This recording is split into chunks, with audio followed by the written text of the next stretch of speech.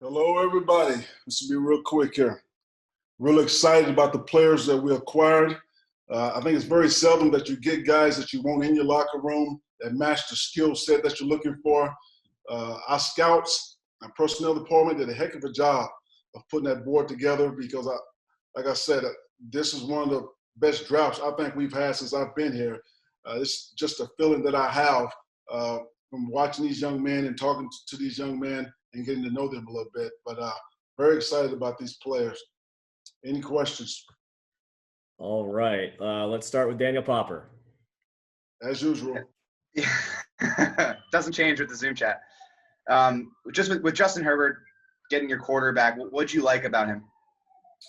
You know what? What is there not to like about him? I think he he answered every question and passed every test. You know, this is a 4-year senior. This guy goes to the Senior Bowls, MVP there.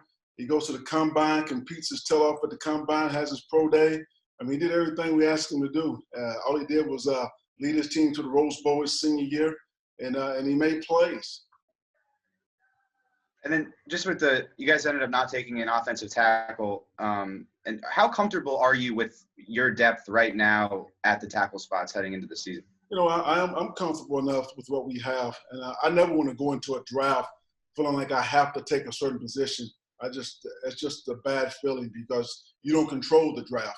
And so, we didn't get a tackle, but we got one in free agency. And, you know, we have some options from last season with some young guys that I feel good about. Thanks.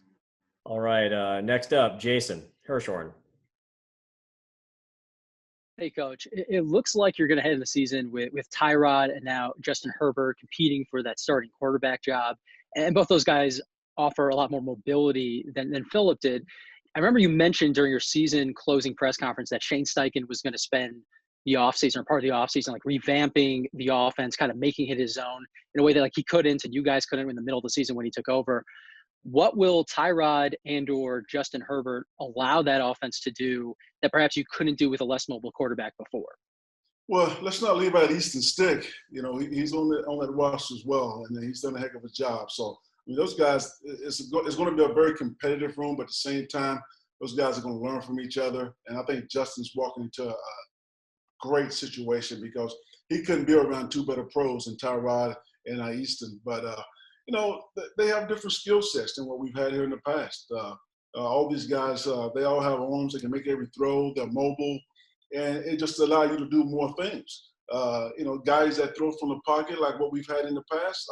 I mean, Phil was excellent at getting rid of the ball and letting other people be his legs. But, you know, these guys, they can run around a little bit. So the offense may look a little different, but you still have to be able to play quarterback and play it from the pocket.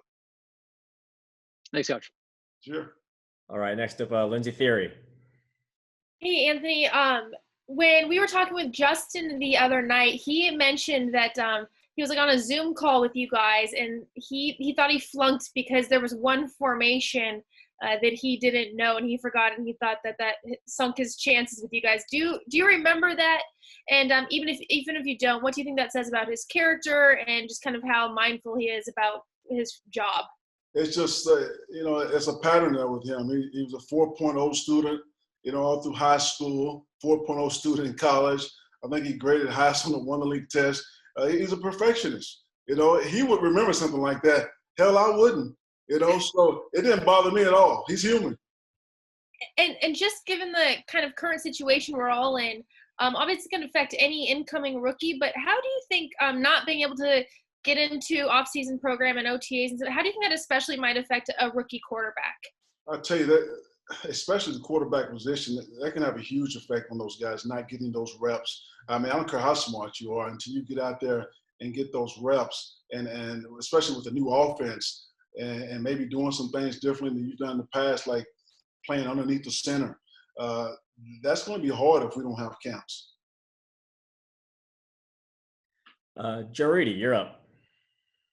Anthony, what were the discussions about moving up to get Kenneth Murray at 23, and what did you like about him to make the move up and grab him?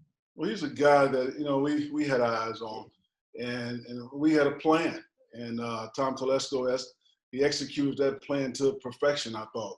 You know, he was real cool. And at one point, we didn't think we were going to move up, and we just kept talking to different people, and we had a chance to move up and get him. You know, he's a guy that he's a run-hit linebacker. I mean, you can watch the tape, and he's a very physical football player. He plays this game like old school linebackers. He's really intense. But he has that speed that we haven't had at that position since I've been here. And he also has that leadership and those intangibles that I really like in a young man. So he was a guy that we were really targeting. I was glad we were able to go back in the first round and get him. And that was just a good pickup. You kind of feel like you're in a good situation with both him and Vigil because they have that versatility to play both inside and outside? Oh, yeah. I mean, especially with Kenneth being able to go over and play the wheel position. And you know, at the wheel position, you have to run vertical a little bit more and cover a little bit more. So feel really, really good about him being able to do that. And Nigel the same way. I mean, he's going to bring good quality depth at the position as well. Gilbert Manzano, you're up. Hey, Anthony, I'm just curious about the Joshua Kelly pick. What did you like about him as a running back and taking him in the 4th round? You know what? I was hoping that he would be there in the 4th round after that first day ended because we didn't have a 3rd round pick. But this is a young man after losing Melvin Gordon, and Melvin Gordon's a heck of a back. Not to say that Joshua Kelly can beat Melvin Gordon, but he is a downhill physical runner that I liked watching tape. And he was kind of a late bloomer. You know, started out, I believe, at UC Davis and kind of grew into the body that he has now, transferred over to UCLA. And all he's done every single year was just get better and better. And we're hoping to keep that trend. Tell me about his background, being a walk-on from UC Davis. Did you like that about him being kind of a competitor to better himself? No, he's battle tough. He's been through some things in life, and he's come out on the other side. So he's another one of those young men that's been through something, has a high character and great intangibles, but at the same time, he's a good football player, and that's what I was focused on. Jeff Miller, you're up. Hey, Anthony. Whenever a team takes a quarterback this high, the clock starts to tick immediately. When's this guy going to play? What's realistic for Charger fans or for you guys in terms of Justin and him actually assuming the starting job, which we all assume at some point he's going to get? What's realistic? Well, I mean, we drafted him that high to one day to be our franchise quarterback for sure, but I don't want to put a timetable on this young man, no different than I put a timetable on injuries, because guys develop and they get ready at different times. You know, does he need a couple years, or does he need 1 year, or maybe he doesn't need any at all? I don't know, but they're going to go in there and they're going to compete, and the best guys going to play. Omar Ruiz, next up. Hey, Anthony, good to see you, man. Congratulations on another draft. Appreciate it. You mentioned how difficult it might be for rookies, specifically quarterbacks, in the environment that we're in. So what's the plan specifically for Justin here in the next few weeks, couple months for his development? And then two, one of the criticisms they had, on him was maybe his leadership. What did you see from him for that not to be an issue for you guys? That's not an issue at all that I saw. I've only met with the young man once in person, but very respectful, polite, spoke when he was supposed to, hard worker. I don't see how you can have a problem with this young man. And I believe leadership comes when you get out there and you hang out with your teammates and you start winning some football games. But as far as how we're going to manage the off season, right now all we have is virtual workouts, and whether not even workouts or meetings. And I definitely signed up for the virtual rookie mini camp, so that'll be his first exposure to our playbook. And then after that, who knows? Popper, you're back up. With Joe Reed, the receiver you guys took in the 5th round, added some speed to the offense. It seems like he's a very versatile player. Can line up in the backfield, out wide, in the slot. I mean, what did you like about him, and how much sort of versatility does he add to your offense? Well, you said the key word right there, Pop, is versatility. He's a multi-purpose threat. This guy plays wide receiver. He plays running back. He's a return guy, and he's been highly productive. And I've had guys like this in the past, like Joshua Cribbs, Brad Smith, And to me, he fits that role where you can have a package for this young man each and every week that can extend 2 or 3 drives or put points on the board. And defensive coordinators, they have to prepare for that stuff like that. And so we needed a multi-threat like that. And I feel like he was the guy. One other one, the safety you guys took in the 6th round, Alohi Gilman at a Notre Dame. How much of that pick was with special teams in mind, considering that you guys lost 3 of your best special teams coverage guys in Derek Watt, Adrian Phillips, and Nick Zubner? Absolutely. I think those are great rounds to start looking to get guys that's going to help you on special teams. But I also believe this young man is going to help us in the secondary as well. We did lose AP, and this guy reminds me a lot of AP, just the way he carries himself, the way he goes about playing the football game, and the versatility that he has shown on the field. We believe he can fill that role. Thanks. Fernando Ramirez, you're up. Hey, Coach. When you guys went 7th round, did you expect KJ to be there, and what does he bring to your team? You never know what people are looking at and what they need. So we just had him on our board, as a playmaker. I mean, this young man, I believe he's leading reception guy at Ohio State, a lot of production. He didn't run extremely fast, but I like the fact that he plays fast, and all he does is make plays when he's on the football field. So he's going to have a chance to come in here and compete for that number 3 spot. And on top of that, he has some punt return ability. Jason Hirschhorn, back up. You mentioned when you were talking about Joshua Kelly that you were really hoping that he was going to be in the 4th range. Just didn't have any picks on day 2 after the trade up for Kenneth Murray. Was there any point during the 2nd day of the draft where you thought you guys really were capable, or maybe even were going to trade back in the 2nd day, or were there just conversations and nothing materialized? Just conversations. That's all. Next up, Katya Castorena.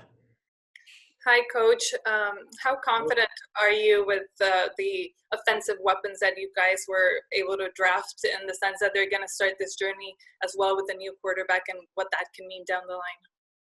I'm very confident in the young men that we brought on the team. I mean, these guys are playmakers, and they fit our locker room. And like I said earlier, it's hard to find guys that you feel like is a perfect fit in your locker room at the same time can help you win football games. And that's how I feel about these young men. But they got to get here. They got to go to work. Our coaches got to get their hands on these guys, and we'll see what happens. Joe Reedy, you're up. Anthony, is maybe one of the advantages, maybe compared to the lockout with Justin and some of the other guys, is they can have virtual instruction with the assistant coaches instead of the first time maybe they get their hands on the playbook and everything, as it was with the lockout was when they came into training camps? I mean, yeah, anytime you can have these meetings with these guys over Zoom or Microsoft, whatever it is, team, I don't think the lockout guys had that. We didn't do this back then. So absolutely. I mean, I've sat in enough of these meetings where it's almost like we're all together. We're talking back and forth, we're communicating. It's becoming really efficient. And then just your thoughts on how the draft operated over all 3 days. It seemed like everybody was worried about a massive technical meltdown, and it seemed to go pretty smooth. Yeah, when no one knew what to expect, I thought the way the NFL handled this and the way each team handled this, I thought it was very well. We had no breakdowns. It was a pretty efficient process. Hell, I was talking to some of the other NFL coaches, and we were thinking maybe we should do this again next year. I mean, I'm at home in T-shirts and shorts, no tie, no suit. It's pretty comfortable. All right. Let's see. We got Omar. You're back up. Anthony, it seems like all the guys you drafted, had big-time leadership backgrounds, strong leadership qualities. How much of a priority was that for you guys this year? You know what? It's a priority for us every year, Omar, to get guys like that. Sometimes it's harder, but this year I feel like it just fell in place. And there was a lot of good guys out there that got drafted by other teams that we really liked. But I'm really happy with the ones that we got. Thank you. Mm-hmm. Popper. Just one more question about the offensive tackle situation. Do you feel like it's a possibility that you'll add a Why do I veteran? feel like you think we should have drafted a tackle? Well, it doesn't matter what I think. It matters what you think. What's your question? Do you feel like it's a possibility that you'll add a veteran tackle at some point in the next several months before training camp? Everything's possible. I mean, you still have some good players out there from free agency that have been picked up. So, yeah, anything's possible. Jeff Miller. Anthony, you mentioned this offseason program. What are you guys doing exactly? And then there is a rookie element to it that's just going to be like a normal rookie camp that you would have had. Are you doing that virtually? Just virtually. Is this something that all the players are doing, or is it just certain players? Or well, you talking about the rookies? The whole thing, the overview. I think everybody's doing the virtual meetings. You know, they're not mandatory. It's just like if the guys were in the building, you know, but we can only do meetings. I believe a handful of teams are actually doing virtual workouts. You know, I'm trusting our guys to work out on their own and get the job done. They've always done that in the past, but we do have the meetings, and we've had almost 100% participation just in the meetings because we have some new things going in. And there is a separate rookie thing too that's happening. Yeah, no different than if we had a rookie mini camp. It'd be virtual meetings just for rookies. All right. So, Kurt Sandoval. Hey, Anthony, good to see you. Hey, Kurt, you too. Hey, can you expand a little bit what you just said a couple of minutes ago about next year and how much would you be in favor? What were the advantages of doing it this way, and what were the disadvantages when you look at the totality of it? Well, I don't know if there was any advantages of doing it this way, but you know because we're creatures of habit. You know, we used to being in a room looking at this huge draft board, and you can visualize things a little better. But doing it here with the draft board in front of me and being on Zoom and FaceTiming the coaches, I just thought the process went really smooth. Now, there are some things that could have happened. You know, my Wi-Fi could go out, and then hell, I miss half the draft. So that wouldn't be good. But this year, I just thought it was a pretty smooth process. And just a small follow-up. Do you feel this year the NFL draft was in some ways a sign of hope with everything we're going through? We haven't seen live sports, and this was the closest thing to live sports. I tell you, I mean, I can see that because so much has changed. Our lives are changed in this pandemic, and you know, we had the draft on schedule, on time, and it was probably the only thing normal in the last couple of months that we've had. Thank you. Thank you, Kurt.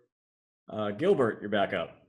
Yeah, Anthony, with three mobile quarterbacks and drafting a running back, should we expect a run-heavy offense for 2020? No, I would say that. I mean, there's going to be some games. Yeah, you may have to run it a lot. There's going to be some games you have to throw it a lot. You know, whatever the defense is giving us, I just want to be able to run when we have to. That's all. And last thing, isn't it too hot to have a beanie right now? Oh, no. I like it 68 in my house. My door's open, my patio. I'm good, bro. I like the look. You look like you need one. I do. Joe Reedy, over to you.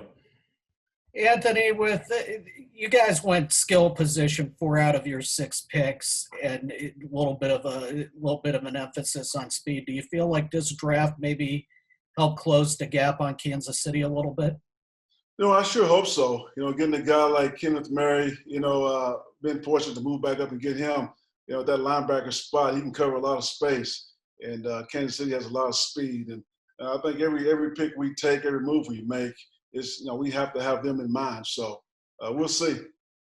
And it also looked like this draft was a episode of Coach's Cribs. Are you surprised that Zim's picked up looked like a hunting lodge? Who? Zimmer. No, I'm not surprised at all. That place looked just like Zim. Jason, over to you.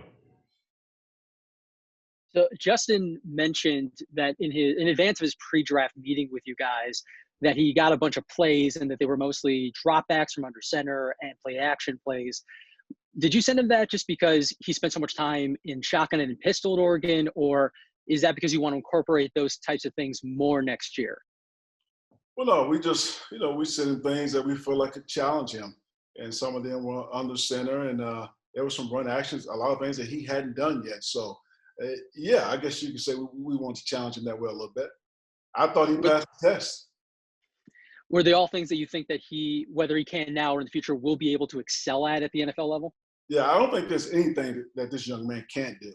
I mean, he's 6'6", he's mobile, he's fast, he has a strong arm. You know, as soon as he get here and learn our system and our offense, he's going to be just fine. I believe he can do whatever he set his mind to do. Omar, back over to you. Hey, Anthony, when are you guys going to have that virtual rookie minicamp? We're looking at probably May 8th. So that, you know, a lot of people do it the following weekend, but, you know, we may still be signing guys because of the circumstances. And one of the things Tom mentioned the other night is, you know, when a player makes that transition from running out of the shotgun, a quarterback running out of the shotgun versus going under center, in addition to the footwork, there's also working on his eyes. What did he mean by that? Well, I mean, because when you're taking a snap and you're dropping, yeah, we want your eyes downfield. And guys, sometimes they're not used to that if they're in the shotgun all the time. So especially turning your back on the secondary with the hard run action fakes. But, you know, you have to make those reads very simple, you know, flat defender reads, half-field reads, and things like that. And we would be maybe not shotgun, but pistol, probably more than we have been in a while. I don't want it to be completely foreign to a quarterback. I mean, the young man's been in shotgun his whole life, so why do I want to get him and put him under center right away every snap? Yeah. So if we're in the pistol, we can get the same things done, and at the same time, we can run read schemes. Yep. All right, Fernando, you're up. Anthony, with this being so different and so new to you guys, what's next for you and the coaching staff moving forward? You know, we just we moving along just like we're all together, like we're in camps, and we'll start getting ready for these rookie virtual meetings. And right now we are doing the installs with our players on the roster right now, 4 times a week. So, you know, it's just work as usual for us.